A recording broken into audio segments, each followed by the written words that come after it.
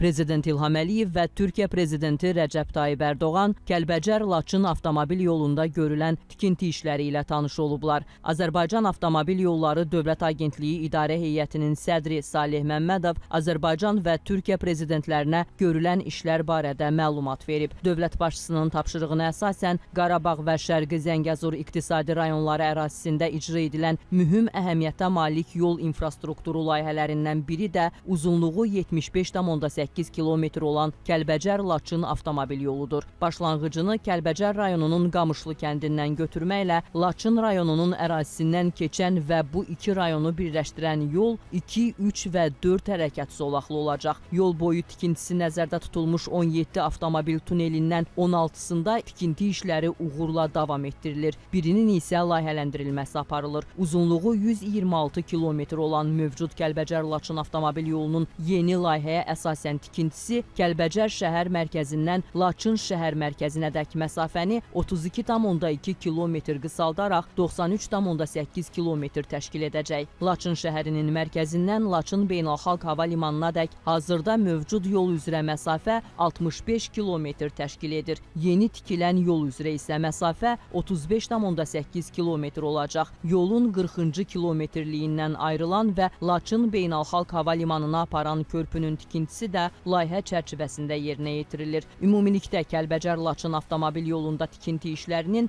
44% icra olunub. Yeni yol Kəlbəcər və Laçın rayonlarının bir çox yaşayış məntəqələri ilə yanaşı, rayon mərkəzinə və Laçın beynəlxalq hava limanına rahat gediş-gəlişi təmin edəcək, ümumilikdə isə bölgənin sosial-iqtisadi inkişafına təkan verəcək.